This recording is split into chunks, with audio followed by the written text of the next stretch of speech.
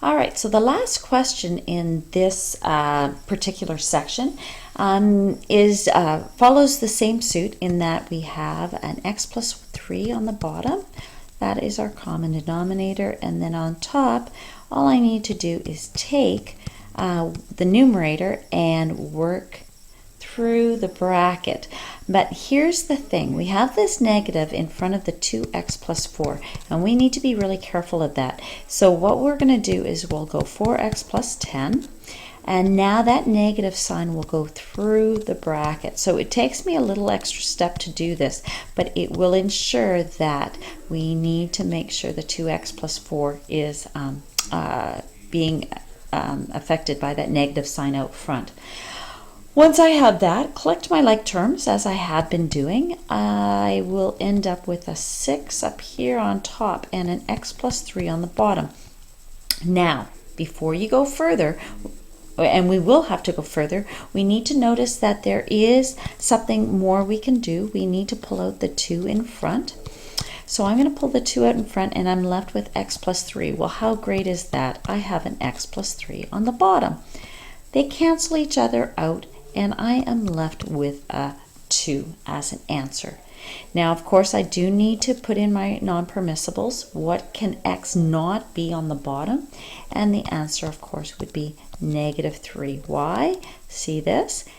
Negative 3 plus 3 would equal 0. We can't have that, and therefore this is the non-permissible, and 2 is the actual answer to that question.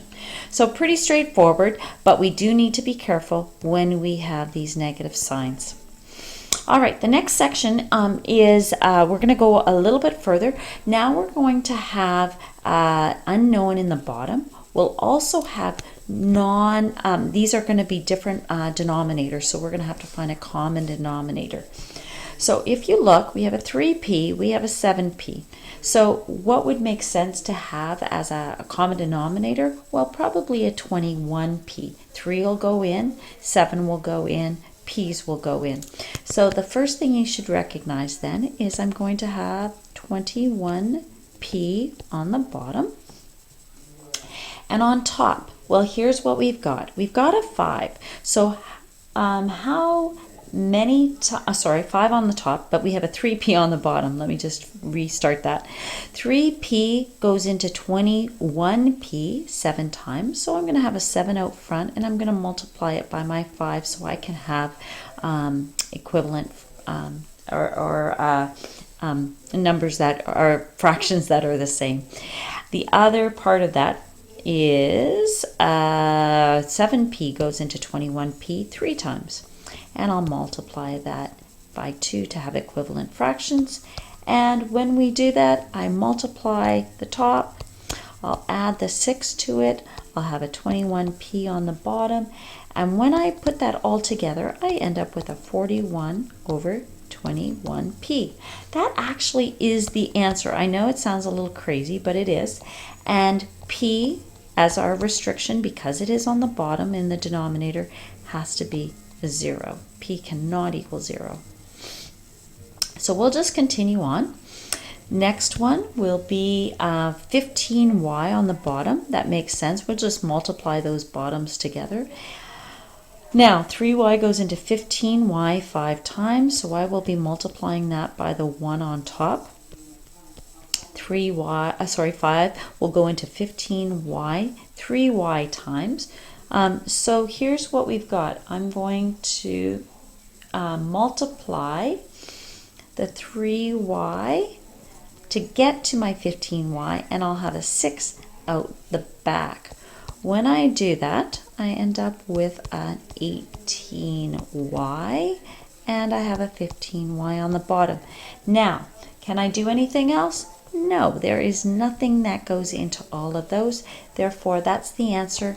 Y cannot equal 0 because it is a multiplication bottom. All right, we'll continue on. In this case, we have a 6x and a 3x, so it would make sense to have the 6x as our common denominator. 6x goes into 6x 1 time, so that just means I have nothing here on top. I just have a 2x minus 5. But over on this side, I will need to do a 3x to 6x will be 2. So I'm going to have a 2 out front, and I'm going to need to multiply it by the numerator. When I do that, I'm going to have to keep going here. I'm going to take my negative 2 and multiply it into the 3x. So I'll end up with a negative 6x plus 4. The 4 came also by multiplying through the bracket. I'm left with a 6x. Now, next step, collector-like terms. I keep saying that, but that works. I end up with a negative 4x, and I'm left with a negative 1 all over 6x. That is all I can do. X cannot equal 0. The final one on this page, and then you can take a break and work on questions 4 to 6. Notice on the bottom I have a 2a squared and I have a 5a. So what would make sense is probably I have an a over here, so I can use the a squared on the bottom. That'll cover both. And I have a 2 and a 5, so let's make the bottom a 10a squared. So when I do this, let's just go through this. I look at my denominator and I go 2a squared. How many times does it go into 10a squared? And that would be 5. So my 5 goes out front, and I'm going to have to multiply that by my a plus 7.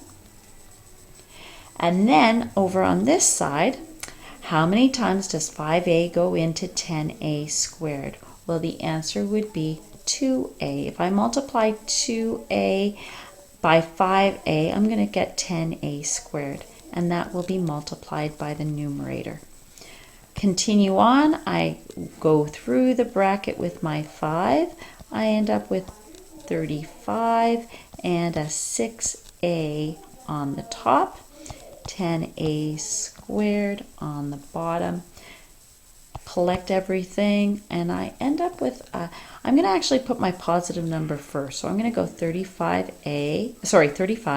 minus a. I did 5a minus 6a, and on the bottom is 10a squared.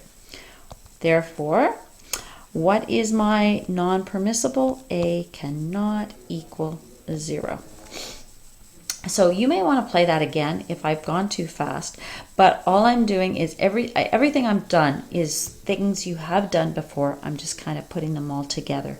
So take a minute, take a break, and try doing a couple questions from 4 till 6, and then I will continue on to the next part. Right, the next page, we're going to continue with our adding and subtracting, but we're going to have different monomial and binomial denominators. Same principle, we're just going to simplify and then express in lowest terms, and remember to state your non-permissible. So here's the thing, I have a monomial here and I have a binomial here. So really all I'm going to do in these situations is just combine them. Just like if I had a 5 on the bottom and I had a 7 on the bottom, what I would do is multiply, and I would have a 35 as the common denominator. Same thing here. I'm just going to go to the next step.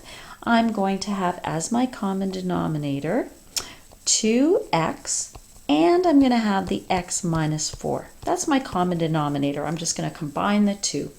Now, when I do that, I look at my 2x and go, well, what do I need to multiply by to get this denominator? And that would be x minus 4. So I'm going to do that first. I'm going to put an x minus 4 out front, and I will have to multiply it by my numerator. I go to the next step, x minus 4. What do I need to multiply this by to get the denominator? And that would be, of course, 2x. So I put my 2x up first, and then I'm going to be multiplying it by my numerator. Same process as I've been doing right from the beginning of this lesson. Now, here's where things get a little tricky. I need to use FOIL. So I'm going to go x to x, x to the 9, 4 to the x, 4 to the 9. So when I do that, I end up with x squared minus 13, well, it's minus 4x let me just go, I was just going to go quickly through that. Let me just remind you, x minus 9x minus 4x would give you minus 13x plus 36. So I've just done some FOILing and I took out that middle step. And I have a 6x squared. 2x times 3x is 6x squared. Along the bottom, I have my 2x. I'm not going to do anything with this. I'm going to just leave it just the way it is. I don't multiply it through. I want to keep that as separate identities. I will add my like terms together, so I'm going to end up with a 7x squared minus 13x plus 36.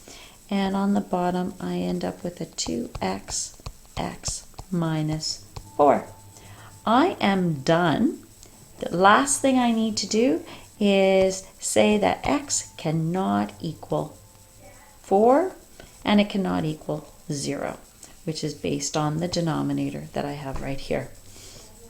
All right, continuing on, I have 2y plus 5 and I have a y minus 3.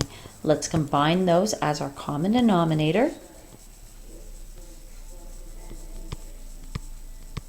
2y plus 5, y minus 3. Now, same process. What do I need to multiply 2y plus 5 by to get this denominator? And that will be the y minus 3. Then I will have to multiply it by the 4. That is the numerator. Over here I have, what do I need to multiply the y minus 3 by to get the denominator? And that would be a 2y plus 5, and I'm going to multiply it by the 1. All right, taking the top, I'm going to multiply that 4 through the bracket. So notice I'm going backwards this time, but I will use that 4. So I end up with a 4y minus 12, and I'm going to end up with a negative 2y minus 5. Notice that negative went right through the bracket. On the bottom, we just leave our 2y plus 5, our y minus 3. Collect my like terms, I end up with a 2y, 4y minus 2y, and negative 17. On the bottom, 2y plus 5, y minus 3. That is the answer. I know it looks crazy. Y cannot equal, however, what do we look at the bottom? Well, y can't be 3 and y cannot be negative 5/2. And I got that by setting both of the factors on the bottom to 0 and solving for y. All right, one more question. May or may not be able to get this on this video. I'll give it a try, and if not, we'll have a second part to the video. Same deal. Combine these as our common denominator. So we have on the bottom an x minus 5, and we're going to have an x plus 1. X minus 5, to make the denominator complete, I would have to multiply the top by x plus 1. So I'm going to do an x plus 1 on the top, and I'm going to multiply it by the 2x plus 1. And again, along the top, I'm going to have to multiply the top by the x minus 5 and the x minus 4. Where did that come from? This x minus 5 came from this, and the x plus 1 came with this because they didn't start out with that. Next, multiply by using some FOIL. I'm not going to go through all the details here. I'm going to read it out. I'm going to write it for you. You should probably take a minute, make sure you know how to do the FOILing. I'm going to leave that negative sign there. You end up with this all over x minus 5, x plus 1. That is the common denominator. We're just doing fractions, and then I collect all my like terms.